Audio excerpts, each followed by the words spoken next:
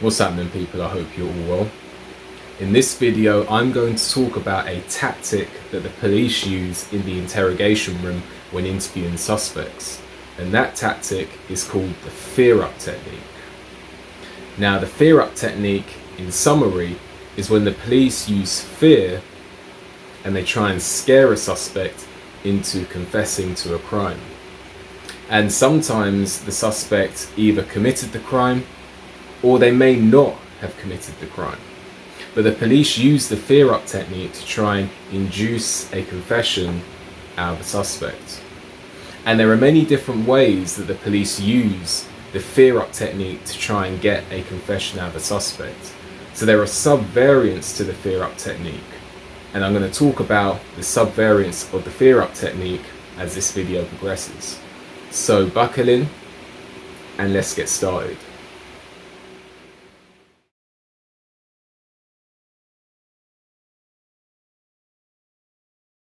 So the first sub-variant of the fear-up technique is the evidence tactic.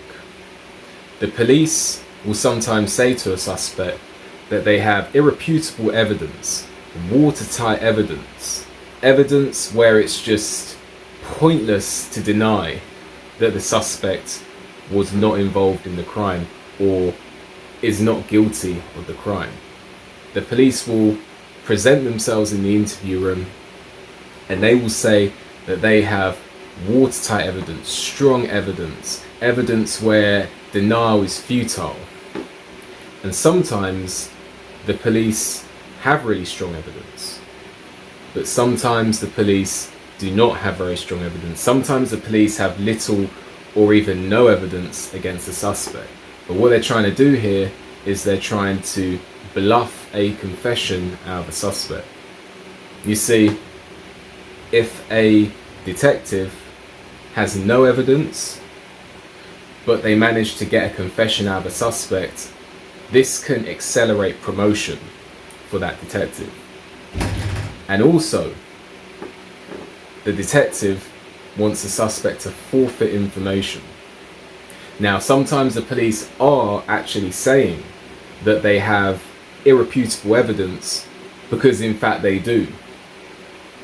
However, as I said before, there are many instances where the police actually have no evidence whatsoever, but they still stand there and they say that they have extremely strong evidence.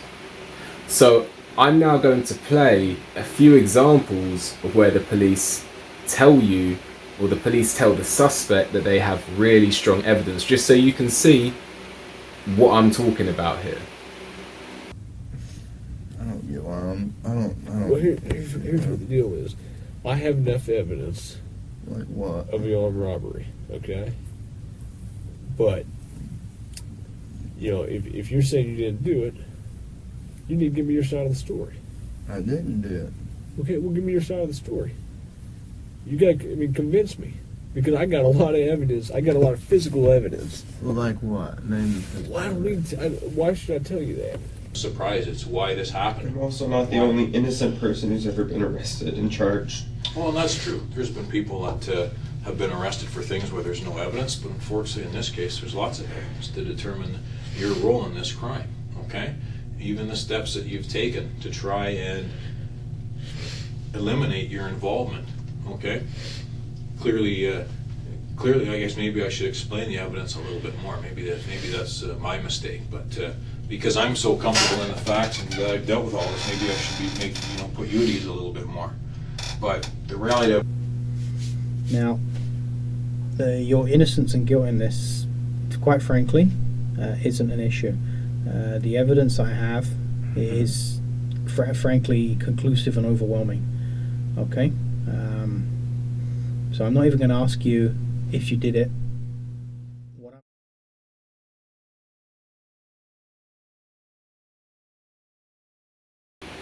As you can see, the police like to make out they have a lot of evidence, and that is not always the case. Now, the next sub-variant I want to talk about is the small window to confess tactic. Sometimes the police will use this tactic to scare a suspect on the spot. They will say to the suspect something along the lines of, "This is the only opportunity to tell the truth," or "After this, there's going to be no other chance to say what happened." And what the police are trying to do with this is they're trying to put the suspect on the spot. They're trying to scare the suspect, because the suspect is going to be in the interrogation room, is going to be feeling uncomfortable. They're going to have the adrenaline running, and the detective wants to make out that that is their only chance to confess. And basically, they want that suspect to feel scared. They want that suspect to feel like their mind is racing. They want that suspect to think that they have no other chance to, say whatever it is. The police basically want the suspect to think that that is the only time they have to talk. And I'd imagine that's probably not the case. It puts pressure on the suspect, and it makes the suspect feel like, the walls are closing in. So I'm now going to show you a few examples of where the police use this tactic to try and make the suspect feel like this is the only time that they're going to have to confess to the crime. Your opportunity to take some control here and to have some explanation that anybody is going to believe is quickly expiring. And this is your chance, because I'm not coming back to you tomorrow or a week from now. There's no point, okay? Because there really isn't. You're given your chance, and if you're not willing to take it, there's your opportunity, then it's up to you, okay? This is your time, man. This is as good as it gets, unfortunately. All right? This is it. And It's exactly what's going to happen. I'm talking with you. When I leave this room, no other officer will ever talk to you again. The next time we see you is when you're in trial. You can make it right here, or you're going to trial, and you're going to do life in prison. You want to cooperate with us, whatever you want to do. It's over and done once I walk out. I'm not coming back in to talk to you. But what I don't want is for me to give you respect and for you to treat me like I'm a pup. You can't even sit up and look at me. Bro, y'all just beat my ass. I don't want to hear that shit. Markeith, ain't nobody in this room beat your ass. This is your opportunity. This is the opportunity you have right now. Just beat my ass. I ain't coming here like this. This is your opportunity right now to tell us the story. What happened? And tell us what happened. Okay, so right now I want to... This is your opportunity, Markeith. You've led nothing but a gutless life, man. You've shot at all your women. Sadie ain't the first woman you shot. Okay? You've had a gutless life. This is your one opportunity to show some sort of... Show that you're a man at You know some point, what's Markeith. funny? You know what's...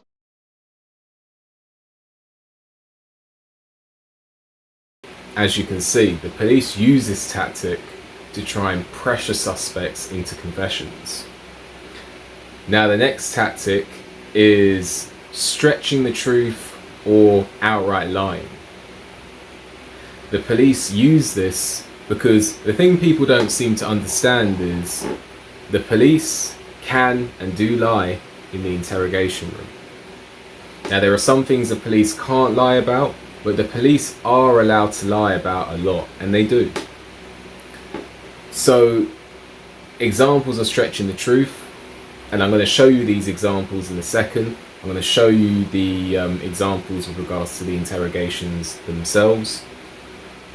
You've got a woman being interviewed by the detectives, and she essentially is told by the detective that the detective can put up infrared footage of what happened inside the house so that the police can essentially see who was moving where inside the house. Now, in some instances, with the army, there can be instances where that technology is available, but for a homicide, which was what the case was about, a homicide, and I think it may have been a attempted homicide, because one of the victim survived. It's unlikely that for that particular case that type of technology would have been able to have been found. But the detective says that to scare the suspect. And then in the next example, you've got a polygrapher, which is obviously for a lie detector test for those who don't know. The man fails the polygraph, and the polygrapher basically shuts down his denials and says that there's no point denying because he failed the polygraph. Now, that man, Chris Watts, went on to confess to the murders and got convicted. However, what I'm saying here is that a lie detector test is not definitive, it's not fully accurate, and for that reason it's not actually permissible in court. But the detective basically says that there's no point denying because the polygraph says that, you know, he's being deceptive. That's an example of lying. The detective is lying. And then the other example is when the detective actually says to the suspect that when looking at foot impressions, they're basically on the same page as DNA, which again is a lie, because footprints are not as definitive as DNA. But the detective wants to scare the suspect. So now you've heard those examples, I'm going to play them and you'll see how the detectives are either lying or stretching the truth. Okay. And so we would have to obtain that data for a specific address, get it for the dates and time that we're concerned with, okay? And basically, if people are moving around in a house, it's like an x-ray, okay? And basically we're able to tell, you know, are those movements, are those actions, that number of people consistent with the story that we've been told? I've told you, I did not lie on this polygraph. I don't know how much I could tell you right now, like, I did not. It's not even an option right now because you did not pass the polygraph, so I know you were being deceptive, so that's not even an issue. His name is John Norman, and essentially with footwear impressions, you're in a situation where you're pretty much in the area of fingerprints, okay? And essentially what we're talking about here is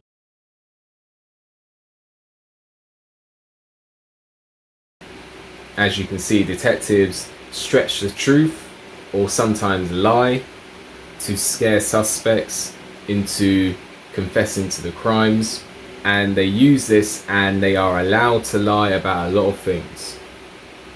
The last example of the fear-up technique, the last subvariant of the fear-up technique that I'm going to talk about is the credentials tactic.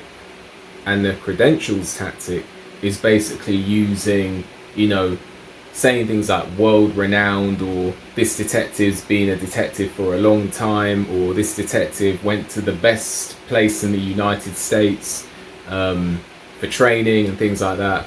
Basically what they want to do is they want to decrease the self-esteem of the suspect and make them think that they're up against a mountain. That's what they want to do. They want to make the suspect feel like they are up against a mountain.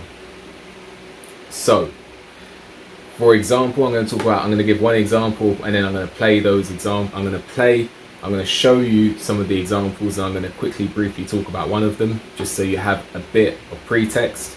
Basically, one example, the detective says that he's been doing this for a long time, and the reason he says that he's been doing this for a long time to the suspect is to make the suspect almost a subconscious inference that resistance is futile. Excuse me. Resistance is futile, and there's no point denying the crime. There's no point, because he's been there, done that, you know, he's seen it all, so there's no point denying that he's guilty. And he talks about how he's won a case in the past and been a detective for a long time, and it's to decrease the morale and self-esteem of the suspect and basically increasing the chances of a confession. So now I'm going to show you those examples, and then you'll see for yourself how the police use credentials to try and decrease the morale and self-esteem of suspects. You know what? I've been doing this a long time, man. I haven't. I've been doing this a long time. Me too. I know. I know. I remember back in 2002, I was on the case. I worked that case as a patrol officer. Okay, I've been doing this a long time. See what I mean, all right? Because essentially when you're dealing with footwear impressions, we have a gentleman on the OPP who's basically world-renowned. His name is John Norman. And Obviously, you're probably nervous about taking today's test. Honestly, I would think something is wrong with you if you weren't nervous about coming in here to take a polygraph. Even if people are like, I don't have anything to hide, it is nerve-wracking. And I have taken tons of polygraphs, obviously, in my training. I went to 10 weeks for training. I've been a polygrapher for about 5 years. I went to the best school in the country. So I want you to have confidence in the fact that if you had nothing to do with this disappearance, like, we're going to find that out today, okay? I have the best training that they offer in the United States. this is a major investigation. The Center of Forensic Science is on call 24 hours a day helping us with this. Okay? As soon as the expert in footwear impressions, the expert in tire impressions, calls and says, yes, I've examined those and they're a match, it's all over. Because as you can see, the police try and use credentials and they try and use all of that to try and decrease the morale, self-esteem of the suspect, to increase the likelihood of getting a confession out of them. So as you can see, you know, there are many tactics. The sub-variants that I covered of the fear-up technique are the evidence tactic, the small window of opportunity to confess tactic, the stretching the truth or outright lying tactic, and the credentials tactic. Now, I hope you enjoyed the video. If there are any more tactics that the police use, any more sub-variants of the fear-up technique, then make sure you put that in the comment section. If there are any police interrogation tactics that you would specifically like me to cover, put that in the comment section. So that's my video. Make sure you like the video, subscribe to the channel, leave a comment, hit the notification bell so you get a notification when I make a new video, and I'll see you on the next video.